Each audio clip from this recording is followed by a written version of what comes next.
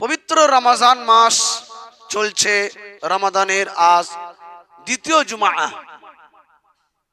এই যে আল্লাহ সুবহানাহু ওয়া তাআলা আমাদেরকে রমাদান মাস দান করেছেন, এই রমজান শব্দের অর্থটা কি? চারটে শব্দ দিয়ে, অক্ষর দিয়ে রমাদান এই শব্দটি তৈরি করা হয়েছে। র থেকে রহমত, মিম থেকে মাগফিরাত, দাদ থেকে জামানাত, আর আলিফ থেকে উলফত, আর নুন থেকে নূর। এর নাম হলো রমাদান। চারটে অক্ষর দিয়ে রমাদান বানানো হয়েছে। র, মিম, দাদ, আলিফ, নুন। র থেকে রহমত, রহমত মানে কি? দয়া। মিম থেকে মাগফিরাত, মাগফিরাত মানে কি? ক্ষমা। দাদ থেকে জামানাত, জামানাত মানে কি? গ্যারান্টি। আল্লাহ পাক গ্যারান্টি দিচ্ছেন কি? রহমত, তোমার প্রতি দয়া হবে রমাদান মাসে। মাগফিরাত, তোমাকে ক্ষমা করা হবে যতই তোমার গুনাহ হোক না কেন। দাদ থেকে জামানাত, আমি আল্লাহ পাক গ্যারান্টি দিচ্ছি। সুবহানাল্লাহ। কে গ্যারান্টি দিচ্ছেন? আল্লাহ পাক। রহমত তোমার উপরে বর্ষণ হবেই হবে। মাগফিরাত, তোমার জিন্দেগির গুনাহ ক্ষমা হবেই হবে। মিম থেকে, এই দাদ থেকে জামানাত, আমি আল্লাহ পাক দিচ্ছি গ্যারান্টি। তারপরে তোমাদের কি কাজ? আলিফ থেকে উলফাত। আলিফ থেকে কি? উলফাত। ও উলফাত মানে কি? মোহাব্বত বিতরণ করো। হিসাব কি? মোহাব্বত বিতরণ করো। এটা এসে অন্য মোহাব্বত নয়, ভালোবাসার মোহাব্বত নয়। ছেলে মেয়ে ওই মোহাব্বত নয়। বলবে তাহলে রমজান মাসে তাহলে ওই ভালোবাসা করতে বলছে? সব না। মোহাব্বত বিতরণ করো মানে কি? হিংসা, বিদ্বেষ, মারামারি, কাটাকাটি, হানাহানি, এ সমস্ত থেকে নিজেকে মুক্ত করে কোনো রাগ ঢাক না রেখে সকলের জন্য মোহাব্বতের দরওয়াজা তোমার কলিজাকে খুলে দাও। সুবহানাল্লাহ। এর নাম হচ্ছে কি? রমাদান। সুবহানাল্লাহ। এর নাম হচ্ছে কি? রমাদান। আলিফ থেকে উলফাত, র থেকে রহমত, মিম থেকে মাগফিরাত, দাদ থেকে জামানাত। আল্লাহ পাক গ্যারান্টি দিচ্ছেন। আলিফ থেকে উলফাত, আর লাস্টে কি আছে? নুন। নুন মানে কি? আমি আল্লাহ পাক এই মাসটাকে নূর দিয়ে ভরিয়ে দিয়েছি। কি দিয়ে ভরিয়ে দিয়েছি? নূর দিয়ে ভরিয়ে দিয়েছি। এই নূর থেকে তুমি কি নিজেকে কি? আরে ঠিক আছে, শোনো না কি হচ্ছে। নুন থেকে কি? নূরকে নিজের জিন্দেগিতে ভরিয়ে নাও। রমজান মাসের যে নূর, রমজান মাসের যে নূর। আচ্ছা, রমজান মাসের যে নূর ভরিয়ে নিতে আল্লাহ পাক বলছেন, নূরটা কি? কি ভরাবেন নূর? রোজা না রেখে নূর ভরাবেন না রোজা রেখে নূর ভরাবেন? বলছে আমি রোজা রাখতে পারছি না, দু চারটে বাল বাচ্চা আছে, সন্তান আছে, তাদের জন্য উপার্জন করতে হচ্ছে এই প্রখর রৌদ্রে নিচে, হাড় ভাঙা পরিশ্রম, আমার উপার্জন না করলে হবে না। উপার্জন না করলে হবে না। আল্লাহ পাক বলছে তোকে যদি কালকে মেরে দিই, তোর যদি কালকের মউত হয়ে যায়, বল তোর পরিবারের জন্য কে উপার্জন করবে? বল। আমি আল্লাহ পাক যদি তাকে কাল থেকে অসুস্থতার ভিতরে ফেলে বেড রেস্টের ভিতরে রেখে দিই, বল তোর জন্য কে উপার্জন করবে? বল। আমি আল্লাহ পাক বলেছি তুমি 11 মাস হাড় ভাঙা পরিশ্রম করো, আর রমাদান মাসে একটি মাস আমার নূর নেওয়ার জন্য প্রস্তুতি হয়ে যাও। আমার নূর নেওয়ার জন্য কি হও? প্রস্তুতি নাও। অর্থাৎ কাজকে বলো আমার রমাদান আসে, পরিশ্রমকে বলো আমার রমজান আছে, মেহনতকে বলো আমার রোজা আছে, রোজাকে বলো না আমার মেহনত আছে, রোজাকে বলো না আমার বাল বাচ্চা আছে, রোজাকে বলো না আমার কাজ আছে। আল্লাহ বলছেন এখানে তোমার কোনো গুঞ্জাইশ শোনা হবে না। এজন্য আমি রমজান মাস দিয়েছি। সুবহানাল্লাহ। কি মাস দিয়েছি? রমজান মাস। এই যে রমজান মাস আল্লাহ পাক দিয়েছেন, দুটি পুরস্কার আল্লাহ পাক দিয়েছেন রমজানে। ডাইরেক্ট সঙ্গে সঙ্গে দুটি পুরস্কার আল্লাহ পাক দিয়েছেন। আল্লাহর নবী সাল্লাল্লাহু আলাইহি ওয়াসাল্লাম বলেন, আমার বান্দা যখন সারা দিন রোজা রাখে আর রোজা রাখার পরে যখন সেই ইফতারকে সামনে রেখে দোয়া করে, রাইফেলের গুলি মিস হতে পারে, ওই বান্দার দোয়াটা আমার দরবারে মিস হতে পারে না। জোরে বলো সুবহানাল্লাহ। এক নম্বর পুরস্কার। 2 নম্বর পুরস্কার, আখেরাতে যেটা হবে ওটা তো আসল পুরস্কার, ওটা তো আছেই আছে। দুনিয়াতে 2 নম্বর পুরস্কার কিভাবে? রমজান মাসে রোজা রাখার সাথে সাথে আমি আল্লাহ পাক তোমার জিন্দেগীর সমস্ত গুনাহকে ধুয়ে মুছে সাফ করে দেব, এটা আমি আল্লাহ জামানত নিচ্ছি, গ্যারান্টি দিচ্ছি। জোরে বলি সুবহানাল্লাহ।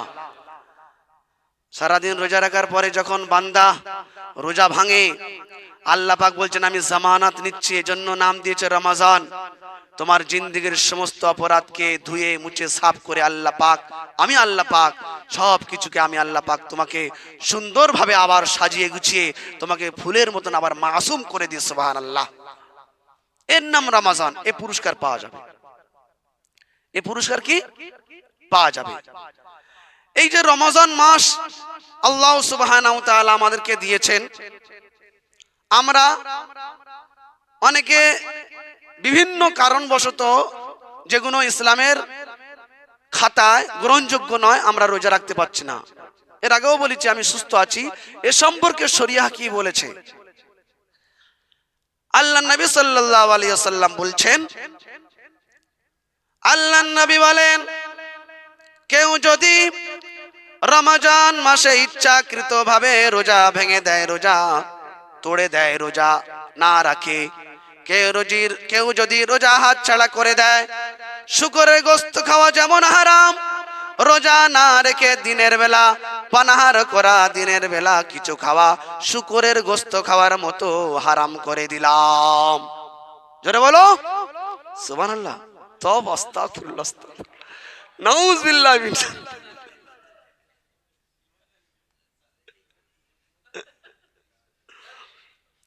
যাই হোক, আল্লাহ পাক দিনের বেলা রোজা রাখা আল্লাহ পাকের কাছে এত পছন্দনীয়।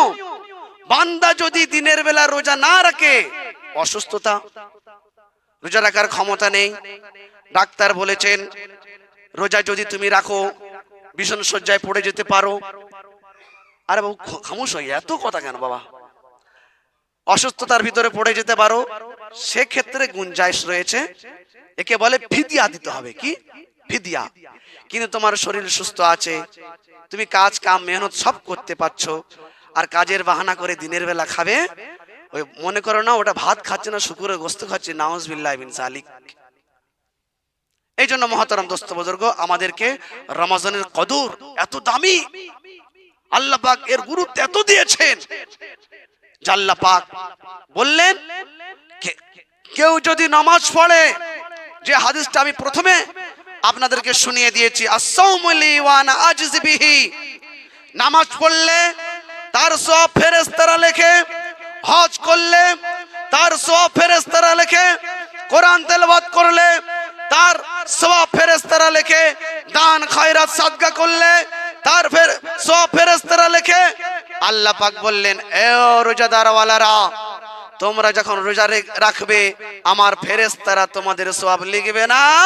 as-সাওমু লি ওয়া আনা আজজি বিহি, রোজা আমি আল্লাহ আমার জন্য, আমি আল্লাহ আমার বান্দার জন্য। জোরে বলি সুবহানাল্লাহ। আমার বান্দা যখন রোজা রাখে, আমি আল্লাহ পাক আমার বান্দার সাথে মিলে মিশে একাকার হয়ে যায়। এটাই হলো আমার বান্দা সবথেকে বড় পুরস্কার। জোরে বলি সুবহানাল্লাহ।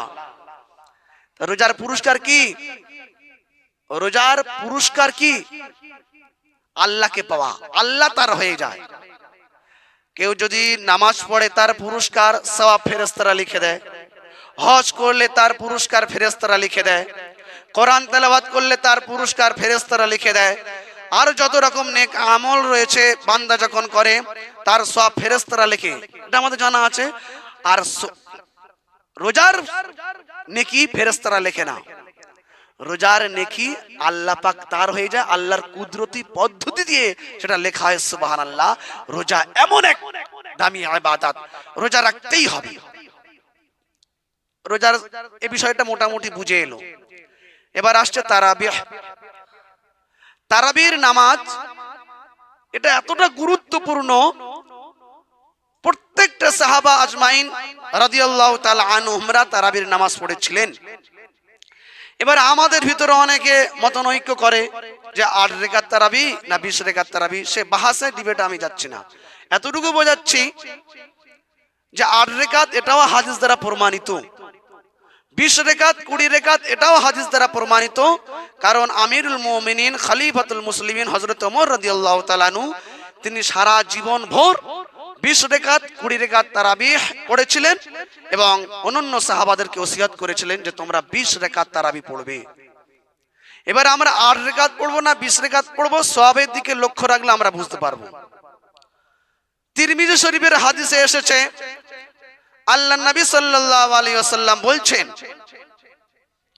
কেউ যদি তারাবির একটি সেজদা দেয়, কটা সেজদা? তারাবির প্রতিটা সেজদাতে আমার আল্লাহ সুবহানাহু ওয়া তাআলা ১৫০০ সওয়াব তার আমলনামায় লিখে দেয়। জোরে বলি সুবহানাল্লাহ। কত হাজার সওয়াব বললাম? ১৫০০। ২০ রাকাত তারাবি পড়ে ১৫০০। এক রাকাত বলেছি আমি, একটা সেজদাতে, প্রতিটা সেজদাতে ১৫০০ সওয়াব পাওয়া যায়। শুধু এখানে শেষ নয়, হাদিস সাক্ষ্য দিচ্ছে যে ব্যক্তি তারাবির রাকাতগুলো আদায় করবে, প্রতিটা রাকাতের প্রতিটা সেজদাতে আল্লাহ পাক তার বান্দার জন্য জান্নাতে একটি মহল বিল্ডিং ঘর বানিয়ে দেন। সুবহানাল্লাহ। যে বিল্ডিং মহলের দরওয়াজা হবে ৬০,০০০ সোনা এবং চাঁদির দরওয়াজা হবে। জোরে বলে সুবহানাল্লাহ। এরপরে তারাবি পড়তে মন চায় না? বিশ্ব নবী বললেন, আল্লাহর নবী বললেন, জান্নাতে একটি গাছ আছে, যে গাছের ছায়া তো প্রশস্ত হবে। আরবিয়ান ঘোড়া যদি দৌড় দেয়, আরবিয়ান ঘোড়াকে যদি ছুটিয়ে দেওয়া হয়, সেই ঘোড়া কোনো জায়গায় দাঁড়াবে না, দৌড় দিতে দিতে দিতে দিতে ১০০ বছর লেগে যাবে। কত বছর বললাম? ১০০ বছর দৌড় দেবে। ১০০ বছরের ভিতরে সে খানা খাবে না, পেশাব পায়খানা করবে না, কোনো জায়গায় দাঁড়াবে না। ১০০ বছর দৌড় দেওয়ার পরও গাছের ছায়া শেষ হবে না। এবারে বলুন সুবহানাল্লাহ, এবারে বলুন কমসে কম। আল্লাহর নবী বললেন, ওই গাছের ছায়া যত দূর চলে গেছে, জান্নাতে তারাবির নামাজ পড়ার জন্য তোমার নামে যে বিল্ডিং বরাদ্দ করা হবে, তোমার নামের যে বিল্ডিং বালাখানা তৈরি করা হবে, তার চাইতে আরো অনেক অনেক বেশি বড় হবে। আরে বুঝতে পেরেছেন না পারেননি? তারাবির নামাজের রাকাতের সেজদার ভিতর আল্লাহ পাক এত বরকত দান করেছেন যে জান্নাতে একটি গাছ আছে, সেই গাছের ছায়া এত দূর পর্যন্ত পৌঁছে গেছে। আরবিয়ান ঘোড়া দৌড় দেবে ১০০ বছর ধরে, তারপরও একটি গাছের ছায়া শেষ হবে না। জান্নাতে তারাবির নামাজ পড়ার জন্য তোমার যে জান্নাতে তোমার নামে যে ঘরটি বরাদ্দ করা হবে, সেই ঘরটি ওই গাছের ছায়ার চাইতে আর অনেক বড় হবে। জোরে বলি সুবহানাল্লাহ। তাহলে নিশ্চয়ই ২০ রাকাত কেন ৪০ রাকাত পড়া উচিত নাকি? কারণ ২০ রাকাত পরে আর তারাবির রাকাত বাড়ানো যাবে না, এমনটা কিন্তু হাদিসে নেই যে ২০ রাকাতের পরে ২২ রাকাত পড়তে পারবেন না, ২৪ রাকাত পড়তে পারবেন না, ২৬ রাকাত পড়তে পারবেন না, এমনটি নেই। তাহলে আমাদের এতটুকু বুঝে এলো তারাবির প্রতিটা সেজদাতে ১৫০০ সওয়াব আল্লাহ পাক লিখে দেন।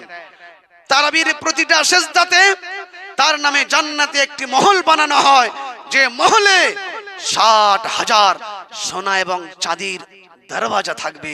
তাহলে ঘরটা কত দামি হবে।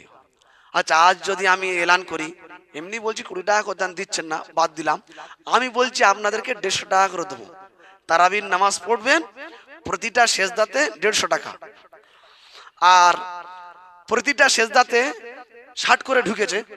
অনেকের ঘর ঢুকেছে তো আলহামদুলিল্লাহ, আপনাদের ৮০টা নাকি ঘর ঢুকেছে। তো যাদের ঢুকেছে খুব আনন্দ, যারা ঢোকেনি বলে আমার ঢোকেনি। তা আমি বলছি ঘর দিতে পারবো না, ইট দেবো ৬০টা, বেশি নয়, ৬০ পিস ইট দেবো, আর নগদ ১৫০ টাকা দেবো। মগরিবের পরে যুদ্ধ হবে, বলে ২০ রাকাত কোনো ৬০ রাকাত চালা, কোনো অসুবিধা নাই, কেউ বলবে না আর তারাবি পড়বে না। বলবি কি বলবে না? বলে ২০ রাকাত কেন, দোকান ফোকান সব বন্ধ করে দিয়ে, অফিস আদালত বন্ধ করে দিয়ে, ঘরে ঝাঁপ ফেলে দিয়ে, বাচ্চা কাচ্চা সবাই চলে আসবে। ১৫০ নগদ, ৬০ পিস নগদ ইট। তাহলে ৩০ দিনে কটা হবে? একটা ঘরে বেশি হয়ে যাবে। হিড়িক পড়ে যাবে কি যাবে না? ও এটা নগদ পাবেন বলে খুব আনন্দিত। আর আল্লাহ পাক বলছেন একটা সেজদাতে ১৫০০ সওয়াব, একটা সেজদাতে তোমার জান্নাতের ঘর দেয়া হবে, যে ঘরটির দরওয়াজা হবে ৬০,০০০ সোনা এবং চাঁদির। এটা কি আমাদের আশা জাগে না সোনার ভাইয়েরা? মন চায় না? আমি বলছি না যে মসজিদে এসেই তারাবি পড়াতে হবে, পড়তেই হবে। মসজিদে জামাতের সঙ্গে পড়লে আলহামদুলিল্লাহ, মসজিদে যদি জামাতের সহিত না হয় আপনি যেখানে থাকবেন সেখানেই পড়বেন, একই সওয়াব পাওয়া যাবে আলহামদুলিল্লাহ। সব ঘাটতি হবে না, সব কি ঘাটতি হবে না। এবারে কথা হলো, এই যে রোজা আমরা যারা রাখতে পাচ্ছি না, খুব গরম হলে গরমের বাহানা দিই যে এত গরম হুজুর, কাজের পরে আর হচ্ছে না, শরীর টানছে না। হাসরের মাঠে আল্লাহর নবী বললেন গরম হবে, যে বিভীষিকা গরম, ঝিলঝিলাতি গরমি, তোমার মগজ গলে যাবে, নাড়ি ভুড়ি গরম হয়ে গলে গলে নাকের ভিতর থেকে পড়ে যাবে, জিভটা কুকুরের জিভের মতন বেরিয়ে যাবে, মাথার মগজগুলো ভাতের মাড়ের মতো পানির মতো টকবক টকবক করে ফুটবে, খাতার পৃষ্ঠার মতন ঠাস ঠাস করে মগজগুলো উঠে যাবে। সেদিন আমরা চাই না আরশের ছায়া একটু আমার নসিব হোক? চাই কি চাই না?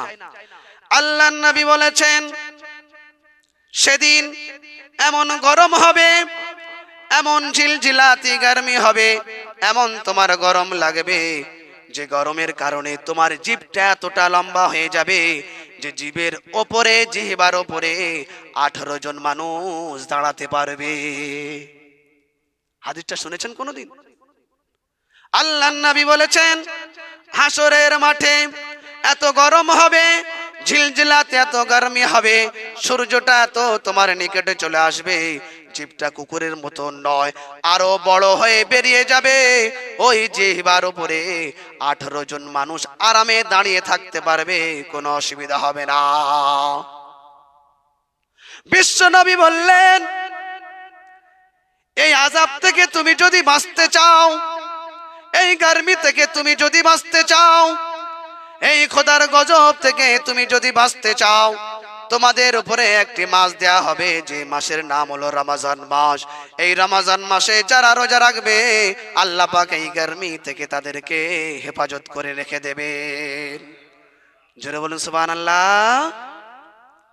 আমরা বাঁচতে চাই কি চাই না? আল্লাহ ওই কঠিন পরিস্থিতির ভিতরে যেদিন মানুষের জিহ্বা জুবান থেকে বেরিয়ে যাবে, এতটা লম্বা হয়ে যাবে, আমার জিহ্বার উপরে 18 জন মানুষ যদি দাঁড়িয়ে যায়, 18 জন মানুষের জায়গা কম পড়বে না। ওই কঠিন পরিস্থিতিতে আল্লাহ আমি বাঁচতে চাই, তুমি আমাকে বাঁচিয়ে নিও। আল্লাহর নবী পন্থা শিখিয়ে দিয়েছেন, তাহলে তুমি রমজান মাস যখন তোমার সামনে আসবে, রোজাকে তুমি ছাড়বে না, যতই কষ্ট হোক না কেন, কাজ কাম বন্ধ করে দিয়ে তুমি রোজা রেখে দেবে। আল্লাহ পাক তোমাকে ওই কঠিন দিনে হেফাজত করে রেখে দেবে। আমার সোনার ভাই, এরপরে কি রোজা ছাড়তে মন চায়? এরপরে কি তারাবি ছাড়তে মন চায়? এরপরে কি দান খায়রাত সাদকা ছাড়তে কি মন চায়? এরপরে কি ইফতার করা এবং কোরআন থেকে নিজেকে রোকা যায়? আমার সোনার ভাইরা রোকা যায় না।